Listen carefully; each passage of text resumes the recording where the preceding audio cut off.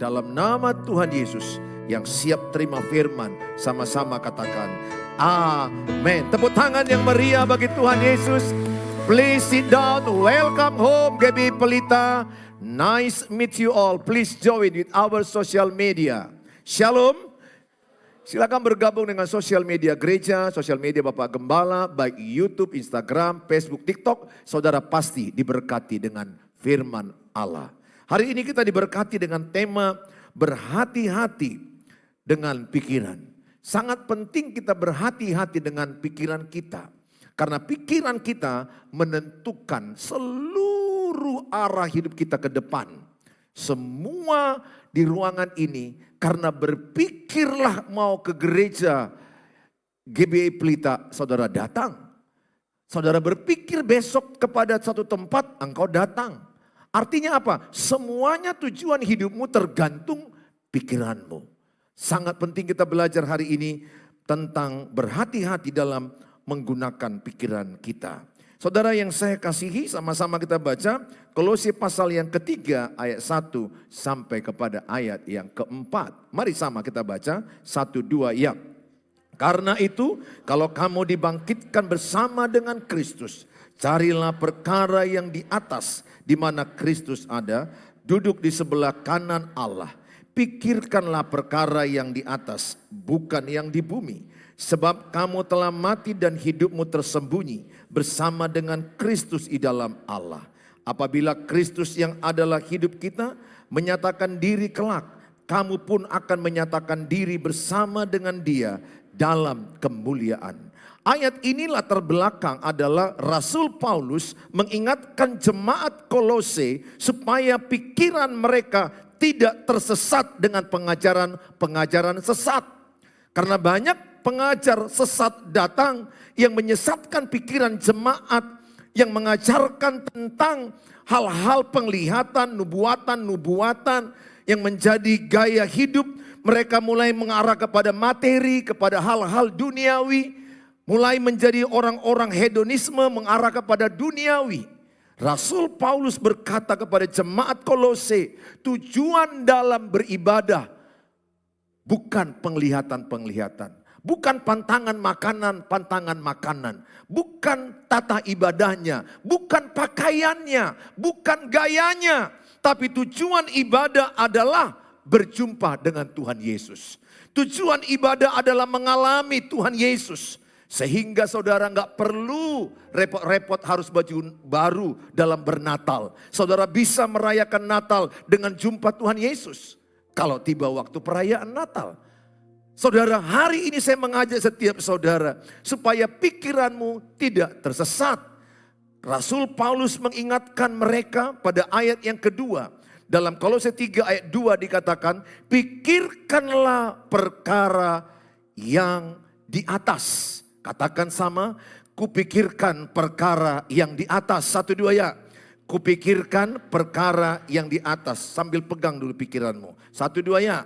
Kupikirkan perkara yang di atas. Bilang sebelahnya, jangan pikirkan yang di bumi. Ya, kan dikatakan bukan yang di bumi. Apa artinya? Jangan fokus memikirkan uang, harta, jabatan, kecantikan, kesenangan dunia ini. Pikirkanlah yang di atas. Apa arti yang di atas? Pikiran Kristus. Maka dikatakan pada ayat yang ketiga. Pada ayat yang ketiga dikatakan, sebab kamu telah mati dan hidupmu tersembunyi bersama dengan Kristus di dalam Allah. Saudara, kalau engkau percaya Tuhan Yesus telah mati di kayu salib dan bangkit pada hari ketiga, kematian Kristus adalah kebangkitan Kristus. Engkau percaya Yesus naik ke sorga, menyediakan tempat bagi kita di sorga, di rumah Bapa. Saudara, itulah kenaikan. Tujuan kenaikan, Dia menyediakan tempat bagi kita.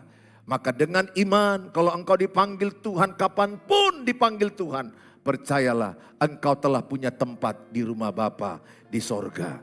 Engkau beriman bahwa engkau telah memiliki kapling di sorga. Saudara, ayat ini menerangkan kita telah mati sebenarnya. Sebenarnya yang disalibkan itu adalah kita. Tapi karena kasih Tuhan, dia menggantikan dirinya disalibkan. Sehingga ada lagu yang berkatakan, ku telah mati dan tinggalkan segala dosa. Apakah arti Paskah? Apakah arti kematiannya? Yang diharapkan Tuhan, engkau dan saya mati terhadap dosa. Engkau dengan saya mati kepada perzinahan, mati kepada percabulan, mati daripada mencintai uang, mati daripada mencintai dunia. Engkau meninggalkan dunia ini dan engkau hidup dalam Kristus. Galatia 2 ayat 19, persis dikatakan Galatia 2 ayat 19, bahwa sebab aku telah mati terhadap hukum Taurat, mati oleh hukum Taurat untuk hukum Taurat supaya aku hidup untuk Allah. Aku telah disalibkan dengan Kristus. Jadi yang disalibkan itu bukan hanya Kristus, kita, saya, dosa-dosa saya, dosa-dosamu, kedaginganmu, hawa nafsumu telah disalibkan di salib itu. Dia menanggung segala kutuk itu. Dia menanggung segala dosa manusia di kayu salib. Karena begitu besar akan kasih Allah. Apa yang diharapkan Tuhan dengan kematiannya? Engkau mati terhadap dosa. Engkau mati terhadap keinginan daging. Engkau mati terhadap hawa nafsu. Engkau mati terhadap hal-hal duniawi ini. Makanya ada lagu berkata, ku telah mati. Kunci mana bang? Cari kunci Inggris. Ku telah mati, tinggalkan cara hidupku yang lama. Semuanya sia-sia dan tak berarti lagi. Hidup ini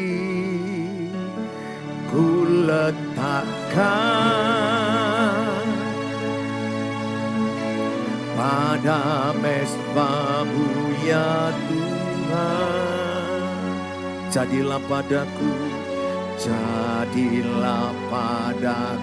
seperti yang kau ingini. Sekali lagi katakan, ku telah mati. Ku telah mati dan tinggalkan cara hidupku yang lama. Semuanya sia-sia dan tak berarti lagi. Hidup ini ku letakkan pada mezbahmu ya Tuhan. Jadilah padaku, jadilah padaku seperti yang kau ingini. Saudara, yang pertama, pikirkanlah perkara yang mulia. Pikirkanlah perkara yang kudus. Kalau engkau memang sudah menerima kematian Yesus, engkau harus mati terhadap kenajisan. Engkau harus mati terhadap hawa nafsu. Engkau harus mati terhadap kedagingan. Engkau harus mati terhadap mencintai uang. Engkau harus mati daripada gaya hidup duniawi. Itulah orang yang memahami kematian Kristus. Ada banyak orang merayakan Paskah, tapi enggak berubah hidupnya. Tetap melakukan dosa, melakukan perjamuan kudus, meminum anggur dan memakan roti sebagai lambang tubuh Kristus dan darah Kristus. Tetapi tetap melakukan dosa, sia-sia. Enggak ada gunanya kita merayakan ibadah Paskah kalau kita tidak berubah hidup kita. Aku berdoa saudara, di hari-hari di mana pra-Paskah ini, menjelang Paskah, saudara kita sedikit lagi masuk Jumat Agung. Saudara memahami Jumat Agung di mana Kristus mati di kayu salib. Saudara, aku berdoa adalah di hatimu mati terhadap dosa. Jangan teruskan dosa itu. Karena Yesus mati karena dosa manusia. Upah dosa adalah maut. Tapi karena begitu besar kasih Allah, Dia memberikan anaknya yang tunggal. Filipi 4 ayat yang ke-8. Saya berharap saudara menjadi orang-orang yang membatasi pikiran saudara dengan ini. Sama-sama kita baca 1-2 ya. Jadi akhirnya saudara-saudara, semua yang benar, semua yang mulia, semua yang adil, semua yang suci, semua yang manis, semua yang sedap didengar, semua yang disebut kebajikan dan patut dipuji, pikirkanlah semuanya itu. Jadi pikiran kita perlu dibatasi. Apa batasnya? Apalagi malam mau tidur. Adakah di antaramu yang payah tidur malam? Paling enak mau tidur malam itu memikirkan ini. Yaitu apa? Pikiranmu adalah yang benar. Katakan, saya pikirkan yang benar. 1-2 ya. Saya pikirkan yang mulia. Saya pikirkan yang adil. Saya pikirkan yang suci. Saya pikirkan yang manis. Saya pikirkan yang sedap didengar. Saya pikirkan kebajikan. Saya pikirkan yang patut dipuji. Bilang sebelahnya, di luar itu jangan pikirkan. Oke, kalau ada orang yang mengata-ngataimu, perlukah dipikirkan? Kalau ada orang yang menggosipmu, perlukah dipikirkan? Ada loh orang, dia digosip, kemudian dia nggak bisa tidur, si penggosip tidur. Saya berdoa supaya setiap saudara punya antigores dan antivirus. Kalau saudara membeli HP, selalulah saudara akan beli antigores. Betul? Dan kalau bisa juga semua isi dalam laptop, handphone saudara, kalau bisa pun ada antivirus. Alkitab katakan Amsal 4 ayat 23, jagalah hatimu dengan segala kewaspadaan. Karena dari situ terpancar kehidupan. Jaga hati. Hatimu harus punya antigores. Hatimu harus punya antivirus. Karena banyak virus yang berkeliaran di mana-mana. Bukan hanya virus COVID pada waktu pandemi. Virus fitnah, virus gosip, virus iri hati. Virus yang gak suka lihat engkau sukses. Virus yang dimana orang banyak iri hati kepadamu. Dengar, bergentayangan. Aku percaya kalau engkau punya kasih Kristus, kau punya antivirus. Kau punya antigores. Kau tidak mudah mengalami yang namanya sakit hati dan kecewa. Kenapa? Karena engkau punya antivirus. Kita tidak bisa mengatur apa kata orang tentang dirimu. Tapi engkau bisa meresponi apa kata orang tentang dirimu. Engkau enggak perlu sakit hati. Tapi saya berdoa setiap saudara juga suami istri jangan saling menyakiti. Dengar suami-suami, kalau engkau menyakiti istrimu, engkau membentak istrimu, maka dia akan terluka. Orang yang dibentak-bentak akan terluka. Walaupun dia dalam Yesus, tapi kalau tiap hari dibentak, dibully, dimaki, direndahkan. Setiap kau bentak suamimu, ini terbalik lagi. Istri yang bentak suami. Ada juga suami yang bentak istri. Tergantung siapa yang gangguan jiwa. Dalam pernikahan itu ada aja kan, suaminya normal, istrinya gangguan jiwa.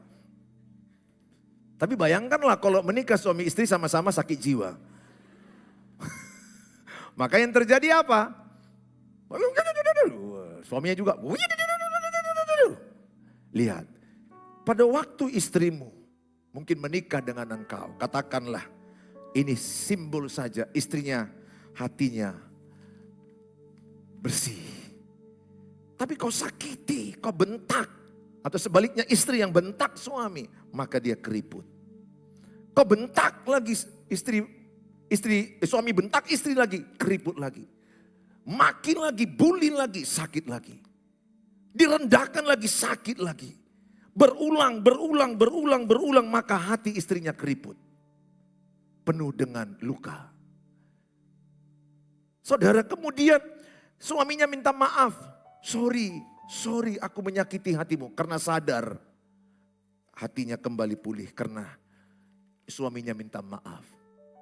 Kemudian suaminya beli coklat, beli sekuntum bunga di Valentine Day. Mom, I love you. Sorry aku menyakitimu. Mulai mekar kembali. Berulang-ulang dia minta maaf, makin mekar. Terakhir, Ma, aku gak bisa mencabut kata-kataku. Dia sadar, ini pemberian 100 gram emas antam. Emas murni. Wah, istrinya lebih mekar lagi. Oh iya. Tapi kutanya, apa beda kertas yang tadi pertama dengan yang ini? Yang tadi masih rapi, bersih. 1000 kali suami minta maaf. Kata-katamu sudah melukai hatinya. Apalagi wanita sifatnya menyimpan. Wanita lebih banyak menyimpan sakit hati. Makanya saya bertekad tidak mau sembarangan merendahkan hati istriku. Dengar engkau yang baru menikah. Yang masih emosimu sangat dominan. Hati-hati yang tidak bisa kembali itu dua. Waktu gak bisa kembali. Kata-kata gak bisa kembali. Maka Kolose 4 ayat 6 dikatakan. Pilihlah kata-kata kasih. Itu Kolose 4 ayat 6. Hendaklah kata-katamu senantiasa penuh kasih. Sehingga kalau saya ngomong sama istriku, kupastikan aku penuh kasih baru kukeluarkan. Kalau lagi benci, lagi gak enak, aku tak mau ngomong. Karena apa yang keluar dari mulut, keluar dari hati. Kalau kau lagi marah, jangan ngomong. Lebih bagus kau cari aja dulu sesuatu yang bisa menenangkan hatimu. Mungkin engkau pergi ke gunung tinggi. Hati-hati. Kalau lagi stres pergi ke tempat yang tinggi bisa bunuh diri. Saudara, ya sesuatu lah, entah minum jus atau pergi nonton. Lihat kalau engkau keluarkan marahmu, bam. Itu istrimu. Sek. Kau kasih 1 triliun, ini gak kembali utuh. Dia mengenang kata-katamu. Apalagi seorang suami tampar istri, pap! Sampai dia mati. Dia akan ingat tamparan itu. Makanya buruku hasian. Sarangeo. Jangan kau menikahi suami yang kasar. Yang masih emosional. Jangan. Kalau dia tidak bisa menata hatinya, bagaimana dia menata hatimu? Kalau dia belum berhasil menguasai emosinya, bagaimana dia jadi suami menenangkan emosi istri? Puji Tuhan, alhamdulillah. Saya sebagai suami sekarang, Tuhan berikan kekuatan menata emosiku, menguasai emosiku. Sehingga ketika istriku emosinya tidak stabil. Perempuan ini kan makhluk hormonal, makhluk perasaan. Siklus hormonmu naik turun berputar-putar. Sehingga engkau juga berputar-putar dunia yang kau lihat. Makanya perempuan itu makhluk rumit, menikah dengan laki-laki makhluk sederhana. Semuanya disederhanakan. Seperempuan semua dirumit-rumitkannya. Tapi saya mau katakan sama saudara. Semua itu dimulai dari apa? Pikiran. Hati-hati dengan pikiran saudara. Pikiran itu masuk dari mana? Dari mata. Dari telinga. Makanya jaga matamu, jaga telingamu. Katakan sama-sama. Kulihat yang perlu. 1, 2 ya. Lebih semangat. Kulihat yang perlu saja. Kudengar yang perlu saja. Katakan sebelahnya, selebihnya jangan dengar dan jangan lihat. Kenapa? Karena apa yang kau lihat itu akan jadi pikiranmu. Kalau engkau mungkin lagi melihat mau tidur ini, padahal kau udah sikat gigi. Kurang kerjaan, kau lihat Instagram makanan. Padahal kau udah sikat gigi. Udah pakai daster, mau tidur. Tapi kurang kerjaan mata ini. Kau lihat lagi, martabak,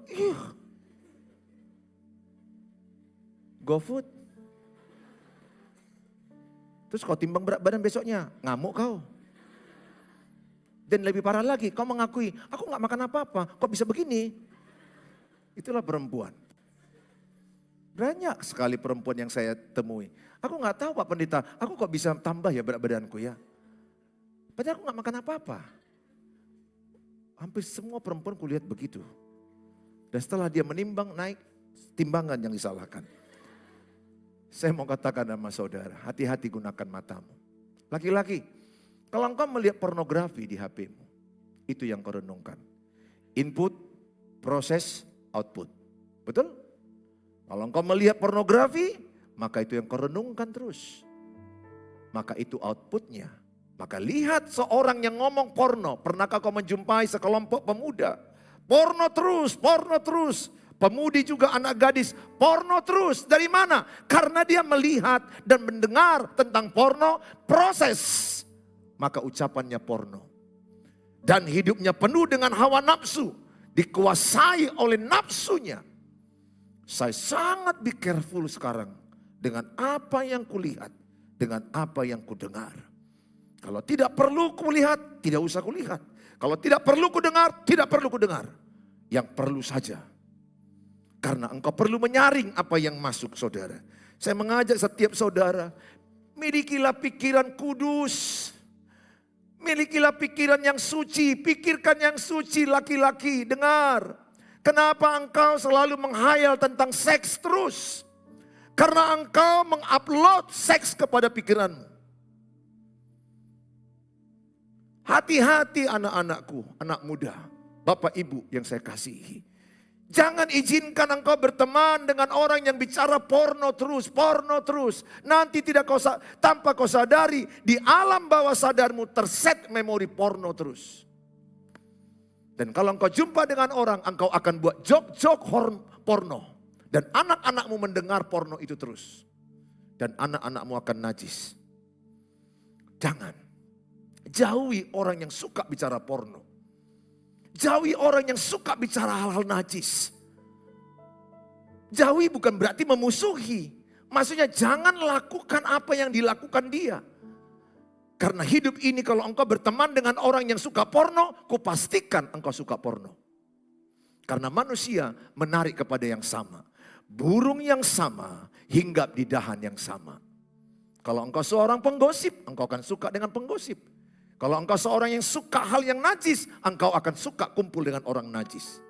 Aku berdoa, engkau saring. Pikirkan hal-hal yang baik.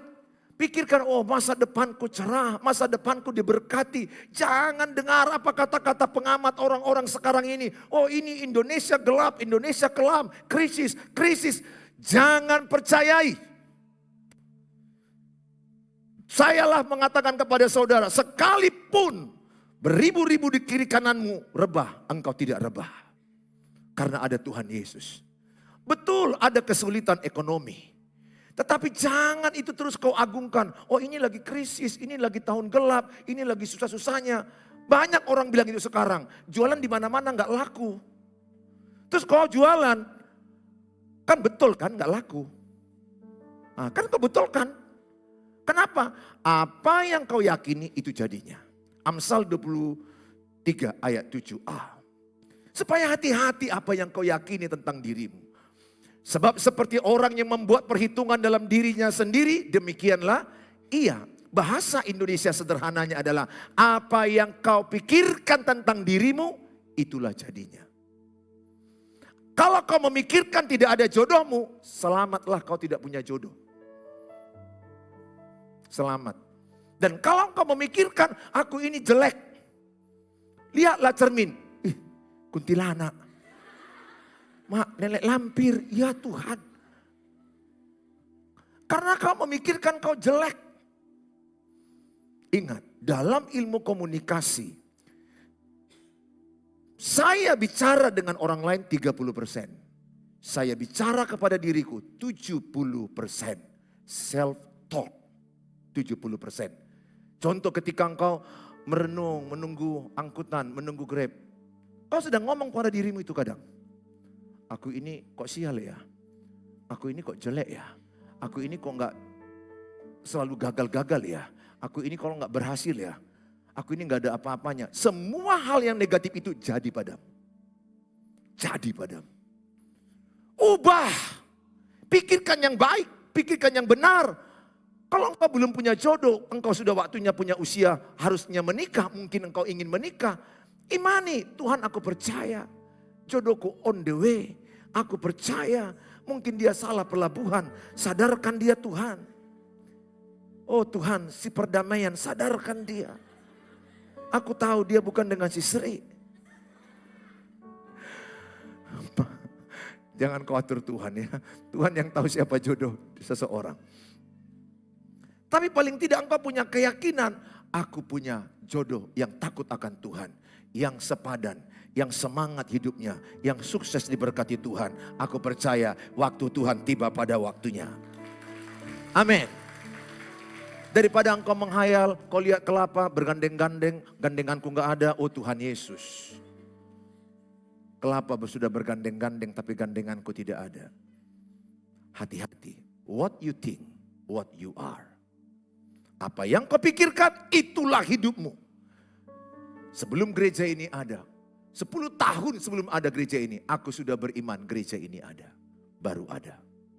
5 tahun yang lalu saya beriman bersama tim. Gereja cabang ada di Pemda.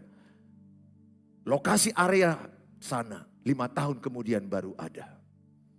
Imanmu kalau engkau percaya, Tuhan bisa lakukan. Kalau engkau tidak ragu-ragu.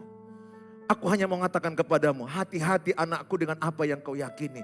Aku jelek, aku gak berhasil, aku gak ada jodoh, aku orangnya miskin, orang tuaku miskin. Pastilah pasanganku miskin. Ketika datang orang kaya, kau gak percaya. Datang si Daniel, orang kaya. Naik mobil Innova Genix. Tipe Q. Dia serius samamu. Tapi otakmu punya keyakinan, gak mungkin orang kaya, gak mungkin orang kaya, gak mungkin. Daniel berkata, swear, I love you. Padahal di hatimu sudah mau kau jawab, I love you. Jemput aku artinya, itu bahasa Ibrani. Bahasa Marga Sibarani maksudnya. Tapi karena keyakinanmu berkata, enggak, kau kaya bang, kau kaya kali bang, aku enggak bisa dengan orang kaya. Sungguh aku enggak bisa, padahal hatimu, Tuhan benarnya ini Tuhan. Keyakinanmu obah. Bisa aja anak menterimu meminangmu, kenapa tidak? Tapi bukan itu tujuanmu loh maksud saya. Ini bicara obah keyakinanmu. Jangan kau punya keyakinan negatif tentang dirimu, kasihilah dirimu. Lihatlah orang bertanding kalau ditinju. Kira-kira menurut wawancara wartawan, bagaimana pertandingan ini? Apakah kau berhasil menang di Meksiko ini? Lihat, dia akan bilang, ronde kelima pasti KO dia kubuat. Belum bertanding, dia yakin menang. Tidak ada orang berkata, ya kurasa mati aku dibuat kawan itu. Dia sudah kalah sebelum bertanding. Ingat anakku, terlalu banyak hal negatif yang sudah masuk ke pikiranmu tentang dirimu. Mungkin orang tuamu yang memasukkan itu, kau bodoh, kau sial, pasti gak sukses kau. Ada loh orang tua yang sejahat itu sama anaknya. Karena kesal dia. Kudoakan gak sukses kau, kudoakan kau gak kawin-kawin kau. Mati ho katanya. Dengar, apapun yang pernah kau rekam tentang dirimu yang negatif, let go. Tolak dalam nama Yesus. Firman Allah hari ini berkata, kupikirkan yang baik, yang benar, yang suci, yang kudus. Katakan sama-sama, masa depanku cerah. 1, 2 ya. Masa depanku penuh harapan. Aku naik tidak turun. Melimpah tidak kekurangan. Aku menjadi berkat. Sekalipun aku gagal, aku akan bangkit. 7 kali gagal, 7 kali bangkit. Aku pemenang. Aku lebih dari pemenang. Aku tidak menyerah. Aku percaya yang terbaik Tuhan sediakan bagi hidup saya. Amin. Itu pikirkan tentang dirimu. Maka engkau akan semangat, jalan pun akan semangat. Kerja pun semangat. Siapa lagi? 1, 2, kunci. Siapa lagi? Cek keranjang kuning. Ya, cek, siapa lagi? Orangnya pede. Tapi kalau kau sebelum mau jualan, sulit kali loh. Gak laku loh banyak jualan orang. Dan kau juga bilang, kurasa hari ini pun gak laku aku ini kurasa. Tapi kau tetap jualan, siapa lagi? Gak ada orang beli. Karena atmosfer dalam pikiranmu sulit. Apa yang kau pikirkan, jadi padamu. Sebelum kau jualan, kau berkata, Tuhan berkati jualan ini. Aku percaya jualan ini memuliakan Tuhan. Tuhan berkati, aku percaya hari ini banyak pembeli. Terus kau lihat gak ada pembeli. Jangan langsung lemas. Kadang-kadang ada ujian iman. Besok lagi beriman. Enggak juga ada pembeli. Beriman lagi. Markus 11 ayat 23 sampai 24. Markus 11 ayat 23 sampai 24. Aku berkata kepadamu, sesungguhnya barang siapa berkata kepada gunung ini, beranjaklah dan tercampaklah ke dalam laut, asal tidak bimbang hatinya. Jangan bimbang imanmu. Tetapi percaya bahwa apa yang dikatakannya, percaya apa yang dikatakannya itu akan terjadi. Maka hal itu akan terjadi. Katakan, kalau aku percaya, 1, 2 ya. Dan aku tidak bimbang, maka itu terjadi. Ayat 24.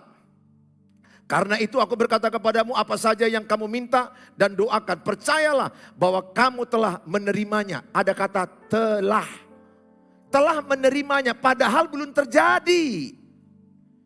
Iman itu belum melihat tapi percaya. Telah menerimanya, maka hal itu akan diberikan. Kalau engkau rindu mau punya rumah, imani. Beli gambar-gambar rumah. Tawar kalau di mall ada orang, Kak, ini Kak, perumahan Kak. Jangan kau bilang, tangan kepeku. Sorry, nggak ada uangku, sorry. Jangan, mentalmu jangan mental miskin. Menerima brosur kan nggak ditanya uang. Pernah kau terima brosur? Cek dulu dompetmu, jangan sok-sok kau terima brosur. Mana ada? Terima aja. Bilang sebelahnya, terima aja. Tanya sama dia, ini tipe berapa? Ini sudah bersih. Masih ada yang lebih lebar dari sini. Loh, nawar. SHM-nya udah oke. Udah pakai sertifikat ini kan. Itu loh, orang beriman itu melangkah duluan. Baru terjadi. Terus kau ambil brosurnya, lengketkan di kacamu. Doakan terus. Setahun, pagar pun belum ada. Enggak apa-apa. Aku berdoa untuk bangun sekolah generasi bintang 7 tahun baru ada. Abraham berdoa punya anak Ishak 25 tahun. Yusuf di penjara 13 tahun. Musa di padang gurun 40 tahun. Jangan mental instan. Baru doa sekarang, langsung sekarang jawabannya. Sedih. Dari mana itu? Oh Tuhan Yesus, aku minta jodoh. Yang duduk di sebelah kinilah jodoh. Terus kau lihat, bah laki-laki, sama-sama laki-laki. Nah, yang homonya, enggak gitu. Semua indah pada waktunya. Amin. Ketika ada ujian iman, jangan menyerah. Yang kedua, kalau engkau memikirkan pikiran Kristus, maka yang kedua, engkau memikirkan serba mungkin. Tidak ada yang tidak mungkin. Markus 9 ayat 23, sama-sama kita baca. Markus 9 ayat 23 dikatakan tidak ada yang mustahil bagi orang percaya. Jawab Yesus, katamu jika engkau dapat, apa sama-sama 1, 2 ya? Tidak ada mustahil bagi orang percaya. Siapa di sini orang yang percaya Tuhan Yesus telah bangkit dari kematian? Angkat tangan. Katakan tidak ada yang mustahil bagi orang percaya. Apapun yang sedang kau imani sekarang ini, kalau imanmu percaya, tidak bimbang, terjadi. Tapi imanilah yang seturut Alkitab. Imanilah yang seturut kehendak Tuhan. Mengimani yang sesuai firman Allah itu berkenan. Jangan kau mengimani yang salah. Kau menginginkan istri orang. Oh Tuhan, ku imani. Istrinya itu suka sama aku, sesat kau.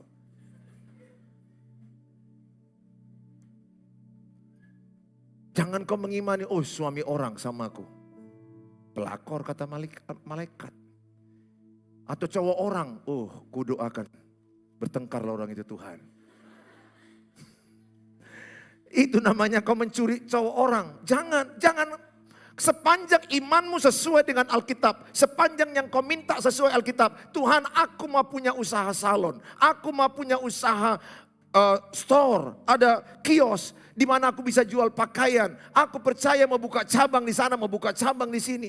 Aku beriman kami akan punya rumah. Kami akan punya mobil supaya anak-anakku tidak kena hujan. Tidak kena matahari panas sekali. Aku beriman sepanjang yang kau imani seturut dengan kehendak Tuhan. Dan engkau tidak bimbang hatimu. Tuhan genapi. Jangan menyerah. Tetap iman itu adalah dasar dari segala sesuatu yang kita harapkan. Dan bukti dari segala sesuatu yang belum kita lihat. Belum melihat tapi percaya, itulah iman. Ingat, jangan sikit-sikit bilang, enggak mungkin lah. Oh nanti kayak mana bang?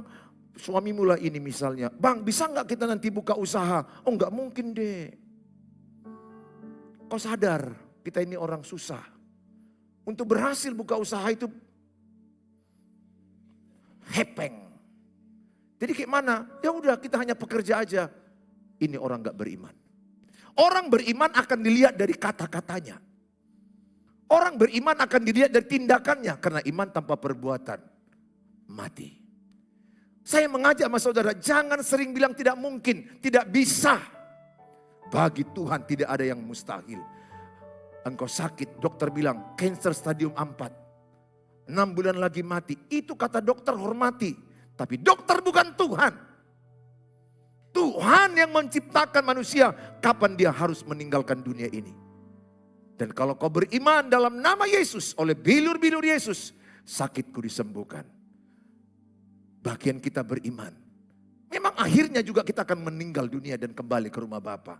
Tapi lakukan imanmu. Orang yang beriman gak mudah menyerah. Tidak mengeluh. Orang yang beriman bersyukur dan semangat. Seperti kulihat wajah-wajah di tempat ini. Kalian orang yang beriman, semangat dan bersyukur kepada Tuhan Yesus. Walaupun banyak tantanganmu. Yang ketiga yang terakhir adalah orang yang berpikiran mementingkan orang lain. Pikirkan orang lain. Dalam kitab Filipi 2 ayat 3 sampai 4. Dikatakan adalah dalam kehidupan Filipi 2 ayat 3 sampai 4. Dengan tidak mencari kepentingan sendiri atau puji-pujian yang sia-sia. Sebaliknya dikatakan apa? Hendaklah dengan rendah hati yang seorang menganggap yang lain lebih utama daripada dirinya sendiri. Ayat yang keempat. Sama-sama 1, 2 ya. Dan janganlah tiap-tiap orang hanya memperhatikan kepentingan sendiri. Tetapi kepentingan orang lain juga. Kalau engkau pikiran Kristus, engkau memikirkan kepentingan orang lain. Kalau saya pikiran Kristus, saya memikirkan perasaan istriku. Maka saya tidak mau marah ke istriku. Tegas oke. Bentak no. Saya tidak mau bentak anak-anakku. Karena aku tahu perasaan anak kalau dibentak nangis. Hancur mental mereka. Pikirkan perasaan orang lain. Saya khotbah tadi semalam pagi NPD. Narcissistic Personality Disorder. Marah-marah, ingin menang sendiri. Dan kalau dia marah, dia nggak boleh dinasehati. Makin dinasehati, makin marah. Egois, tidak empati, mengagungkan pencapaian, haus pujian, selalu ingin diakui kau hebat luar biasa. Dikritik marah. Oh Tuhan Yesus, do masih koi NPD. Jauhlah daripadamu, janganlah sampai kau menikah dengan seorang NPD. Narcissistic Personality Disorder. Itu gangguan kepribadian. Ciri-cirinya jelas. Dia orangnya menang sendiri. Ego. Dia mau diakui. Dia ingin disanjung. Dia ingin dipuji. Pokoknya gak mau dikritik. Dan dia tidak berempati sama orang lain. Nggak ada rasa perasaannya sama orang lain. Padahal kata-katanya sudah menghancurkan pasangannya. Udah menghancurkan istrinya. Toksik sama pasangannya. Jauhkan. Kalau engkau mulai pacaran aja kau lihat. Ingin menang sendiri. Apa kau? Apa kau? Terus kau bilang, ganteng, ganteng. Otomoho. Bodoh. Kau sudah dibentak-bentak, kau bilang ganteng lagi. Itu sakit jiwa. Ingat, pemarah itu sakit jiwa. Mungkin di ruangan ini ada orang itu. Tuhan tolonglah engkau. Betul. Marah boleh. Pemarah tukang marah. Itu karena jiwanya sakit. Kalau pacaran aja engkau sudah dibentak-bentak, jangan lanjutkan lagi. Cari yang takut akan Tuhan. Yang mengasihi engkau. Yang sayang samamu. Yang tidak mau membentak engkau. Apalagi kalau kau dipukul, jangan kau bilang, pukulan cinta ya bang. Jangan. Jangan ya. Doakan. Cari yang pikirannya sehat. Yang mentalnya sehat. Kalau dia takut Tuhan. Ingat ciri-ciri suami yang sayang Tuhan. Sayang istri. Saya sayang Tuhan. Saya sangat sayang istri. Sayang anak-anak. Istri yang sayang Tuhan. Sayang suami. Kalaupun suaminya salah. Enggak disalibkan suaminya. Karena ada juga istri menyalibkan suaminya. Angkat kaki, satu. Karena pikirannya tidak sehat. Aku berdoa, saudara diberkati Tuhan. Milikilah pikiran Kristus. Tepuk tangan bagi Tuhan.